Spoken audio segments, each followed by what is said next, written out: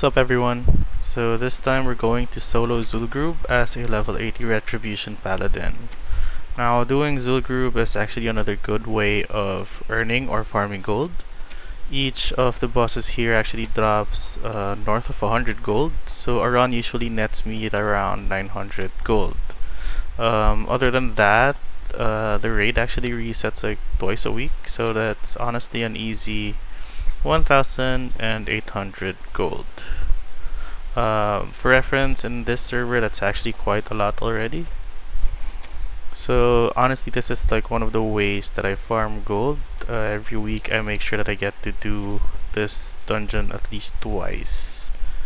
Okay, so for the first boss, it's High Priestess Jeklik. So this encounter is quite straightforward and pretty much just tank and spank. Honestly, most of the encounters here are all about just HP management. Okay, so for this boss, she actually has 5 spells. So the first one is Sonic Burst, which is an AoE silence, and then she also casts Great Heal. There's also Mind Flay, and she does Shadow Word Pain. That's actually a damage over time spell. And then she occasionally casts an AoE Fear, which you pretty much just have to sit through. Okay, so let's pull her. Grant me wings of vengeance.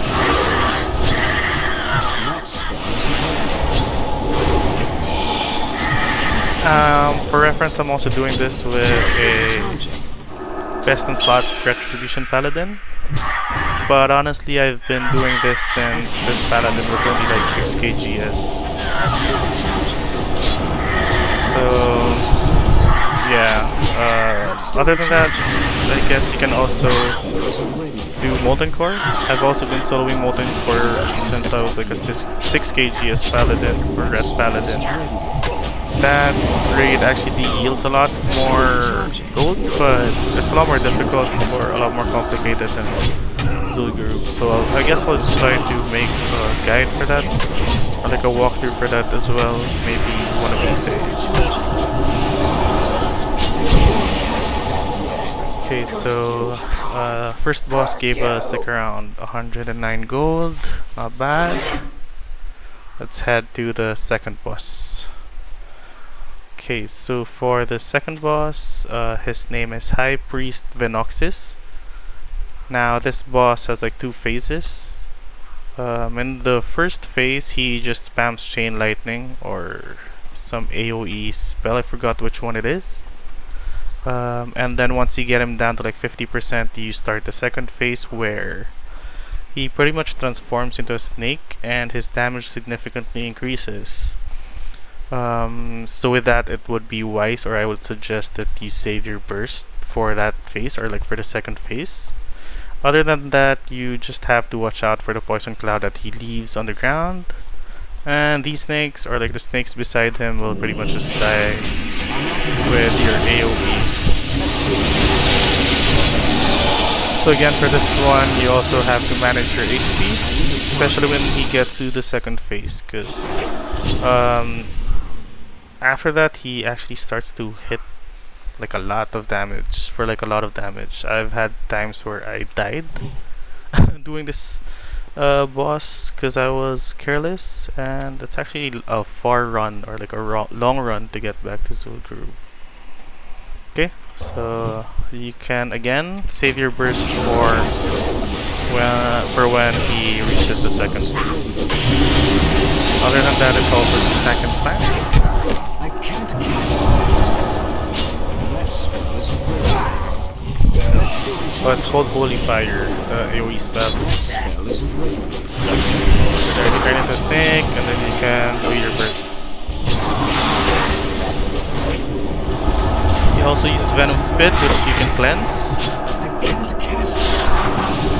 So again, watch out for the poison cloud. And he's down. Okay, so this boss on the other hand gave us how much gold? Another 109 gold, I think. 108 gold. What's this? Is this? Oh man, that's so bad. That's so bad. Okay, so let's head to the next boss. Just heat up a bit. Okay, so for the third boss, what's her name again? I think her name's High Priestess again. Forgot which one it is. Oh yeah, High Priestess Marley. I think this is the one that turns into like a spider. Okay, so let's head over to her zone. I'll be adding a timestamp for each bosses in the description box just so you get to skip like these paths or like how we get to the other bosses. But if it's your first time, you can also use this as like a guide on like the sequence of the bosses when you do Zul'Gurub pretty much. I need to get closer. Okay, so for the third boss again, this is High Priestess Marley. This boss has like 3 skills or like 3 spells, I believe. That's the first one is Enveloping Web, which roots you in place, and then she also has like Drain Life, which she can try to interrupt.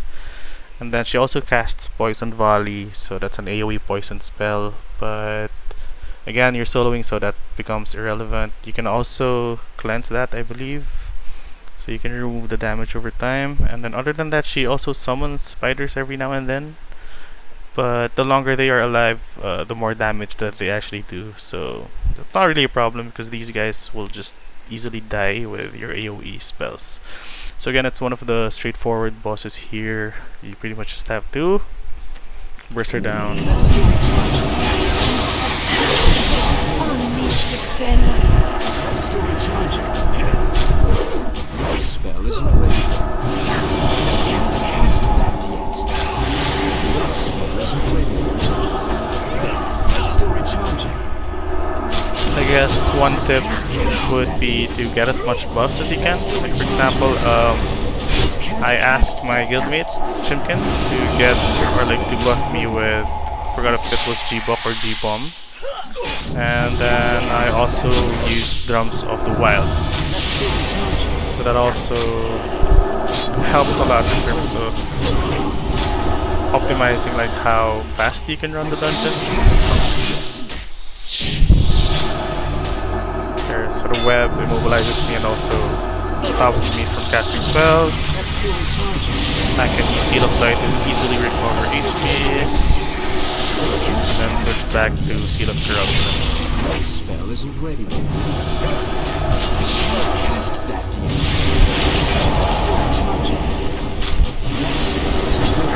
So again, most of the bosses here are actually just tank and spam. So normally it would take me about 15 to 20 minutes if I'm trying to speedrun this dungeon. But since we're walking through, I guess we'll do it a little bit slower this time. Okay, so let's head over to the 4th boss. First, or like the 4th boss, what's his name? I think the 4th boss is Bloodlord Mandokir, something like that. So Bloodlord Mandokir, for this one you need to properly manage your HP, I think. That's the most important thing I would say to watch out for, because the mechanics for this boss is you actually fight him with his raptor, or his pet raptor, and normally you have 2 options when you used to do this back in WoW Classic. You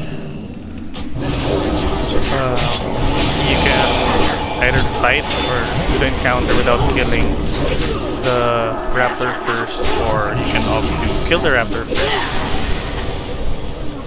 For this encounter, I guess we won't really have that much of a choice because the raptor will easily die from your AoEs. Okay, so what else? So just a heads up though, if you kill the raptor, and you most likely will with your AoEs again, as I mentioned, Bloodlord Mandokir will actually enrage for like 1 whole minute.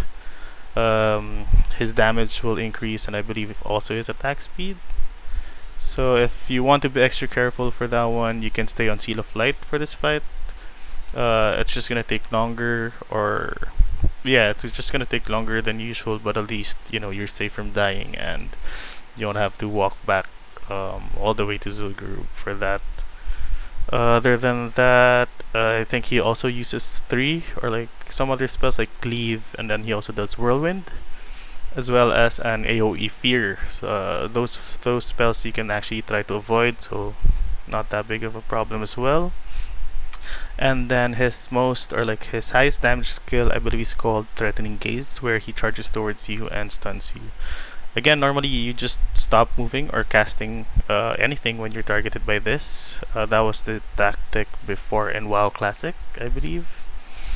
But back then you'd be one-shotted by that skill actually if you didn't manage properly. But for this one, you can handle a bit of damage. Again, you can just switch to Seal of Light if you need to recover some HP, and then make sure that you get to Kite, especially the Whirlwind. I think that hurts a bit.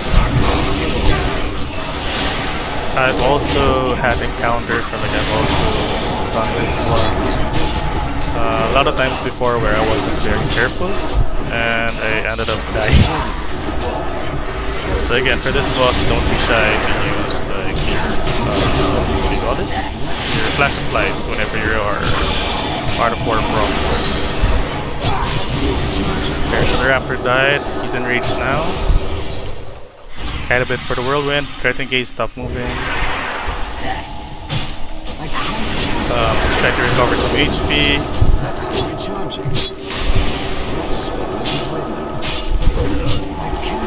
Look at my HP. It's actually dropping quite low.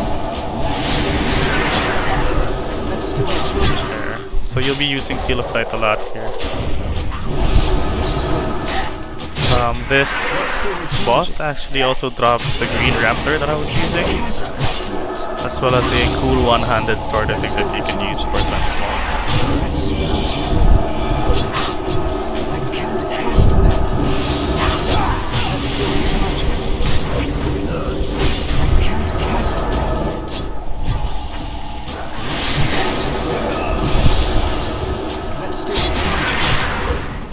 He has like 30 more seconds of Frenzy. He's dropping me quite low again. There, so I guess all throughout the engagement, or like all throughout the encounter, we used Seal of Light. Because if you noticed, like in the earlier, or like the first few seconds, my HP actually dropped by a lot when he was enraged. Okay, so let's see. Okay, so this is the cool 100 sword that I was talking about. Yeah, so that's also probably like a transmog collectible, I guess. Then let's move to the next boss. How much gold did he give? 105. Okay, so who's the next boss? Trying to remember. I think the 6th boss is wait, are we at the 6th? Oh no, yeah, we're supposed to do the 5th, but again, we're skipping the 5th boss. I think the boss's name is Edge of Madness or something like that, simply because it takes some effort to actually summon that boss. Like you need some alchemy stuff and all that, and then he doesn't really drop any gold, so I usually just skip it. If you want to do him, you just go there straight, but make sure you have the, I forgot what you call it, is it like Gurubashi elixir or something like that? You use it to douse some fires and then you summon him, I guess. But the only thing you can get there is actually another cool red, I think, transparent sword, one-handed sword that you can use for transmog. So yeah, let's just clear some of these guys before we start the 6th boss. Okay, so the 6th boss is High Priest, or High Priest Thekal. So this is actually the boss that drops the Zulian Tiger. Honestly, I've been doing this for like a long time already and I haven't really gotten the tiger yet, but I know some people who have, or like who got lucky. with this one. Like my brother is actually one of them. Okay, so anyway, so for this encounter, I think there's just pretty much two phases for this one. It's one of the trickier ones, I would say, in Zul'Gurub. So phase 1, or the start of the encounter, you see you have Zath, High Priest Thekal, and you also have Lord Khan. So in the first phase, you'll be fighting these three. Those tigers will pretty much just die from your AoE, so don't mind them. Lord Khan uses heal, I think, and then Zath uses blind and gouge. And then of course you have High Priest Thekal. I think he'll pretty much just be damaging you with normal attacks in the first phase. I'm not so sure. But the trickiest part of this encounter is you actually have to kill them all at almost the same time, or else they'll just keep reviving. So just try to save your burst when they are all around 10% to 20% HP, and then AoE like you've never AoE'd before. Because again, you really have like a short interval wherein you have to kill them, and then once you kill them, the second phase starts where Thekal actually revives as a tiger, and it's pretty much just tank and spank from there. And in terms of the spells that he'll be using, he'll just use, I forgot what it's called, but he'll punch you back and push you quite far. That's why we had to clear a few ads just to be sure. And then lastly, I think he also enrages when he's at 20% HP. Okay, so let's start the encounter. Again, try to save your burst till you have them at like around 10 to 20% HP.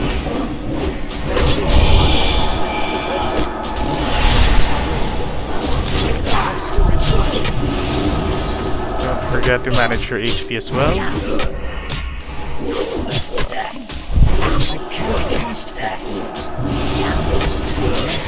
Okay, let's burst if we can.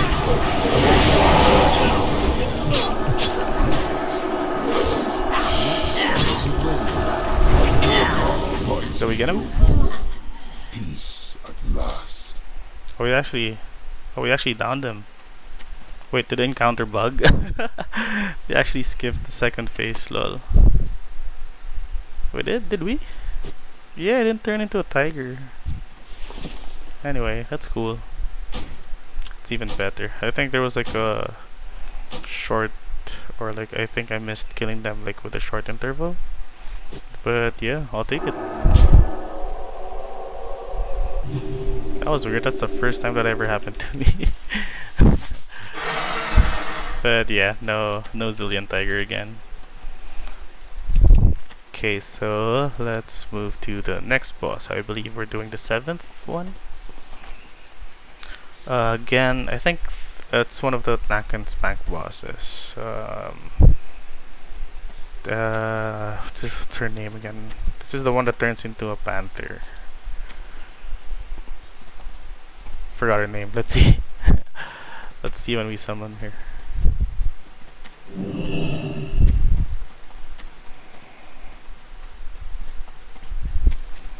These ads you can't skip, so let's kill them.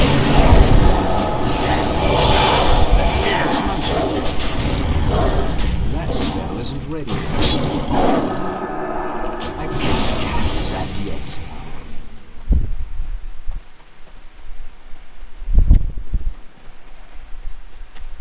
So for this boss, you have to hit the gong to summon her.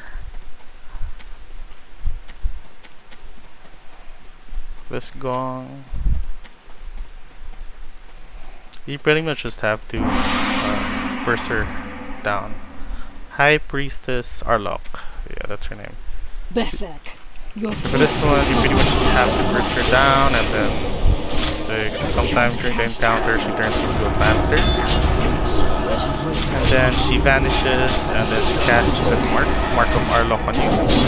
Pretty much just indicates who the panthers will be targeting, like these guys. These panthers usually die with your AoEs. She goes vanish, and then she pops out again. When she pops out, I think she jumps to your back. She backstabs you. Either that or she does this like whirlwind something. Target something.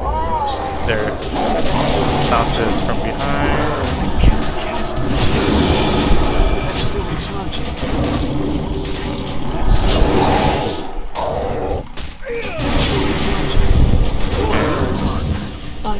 Pretty straightforward.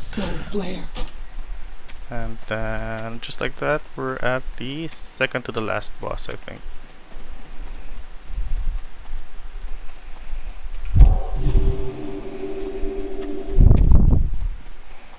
Forgot if I mentioned, but we're also skipping one more boss. That's the one where you have to do some fishing. Forgot his name. It's like a Hydra something. Gazgan or something like that. Again, we're skipping that because it takes too much time and effort. Honestly, it's not worth it. So we just have like last two bosses.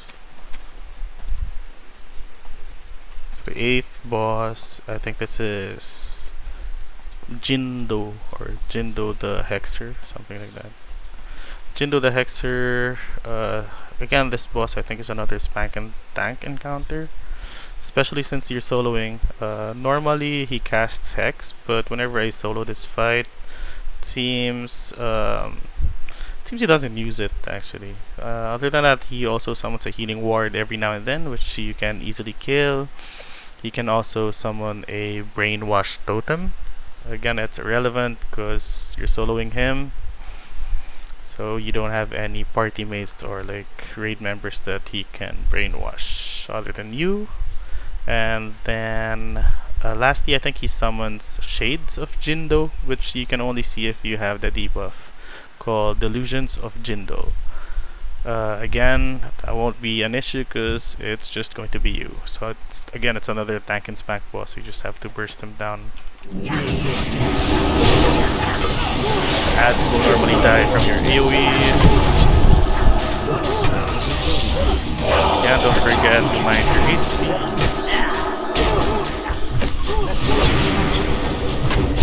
Get the buff, kill the healing ward.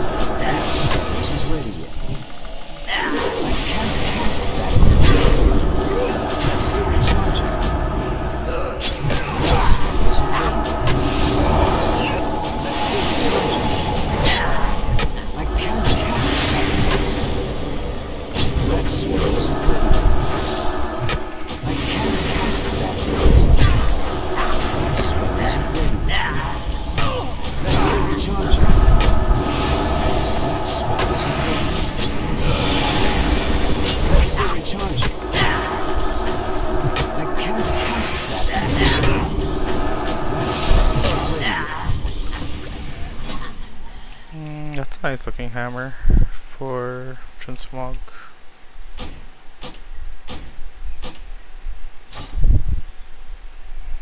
How much gold did he drop? 116. Not bad. And then we're gonna head to the last boss. We're gonna head to Hakkar.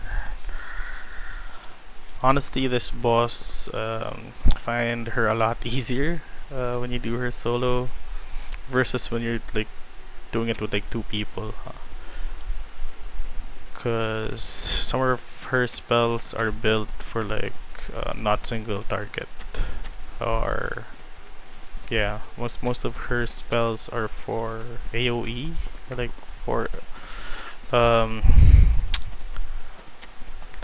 again, just not single target. Let's try to clear some of these guys.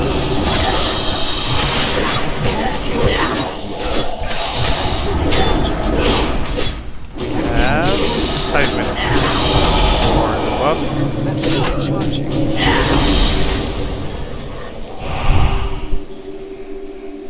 Okay, Seal of Corruption. Recover mana. Okay, so last but not the least, we have Hakkar. So again, this encounter becomes a lot easier if you're soloing her versus two-manning, as I mentioned. Simply because she has spells. I think one of it is called Cause Insanity. It mind controls whoever has her aggro. So she also casts Blood Siphon every now and then. That spell stuns you for about 8 seconds, I think. And then she also drains your life normally, but it's not much because again, she's a classic WoW boss. What else? There's also a debuff, I think. She casts a debuff on you called Poisonous Blood, and whoever has it in the raid actually causes Blood Siphon to do the opposite for her. So that means instead of sucking HP from you, she actually ends up losing, as long as you have that debuff. But again, since we're soloing her, that actually becomes quite irrelevant. Lastly, she also casts Corruption, like Corrupted Blood, which is a chainable DOT, which again is irrelevant because you're doing it alone. That spell is, you know, those kinds of spells that if you stand beside your party member, it also transfers to your party or like raid member. Other than that, I think the last thing to note is she also enrages at, I believe, around 10 to 20% HP, somewhere between there. But again, if you're soloing her, it becomes really straightforward. Like, you just have to kill her down and then just make sure that you don't lose too much HP. Yeah, I guess that's about it. I forgot which one I got from. Anyway, let's see. Once the buff goes away.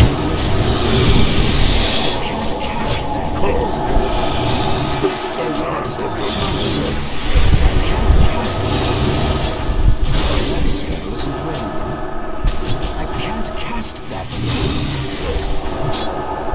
That's still charging.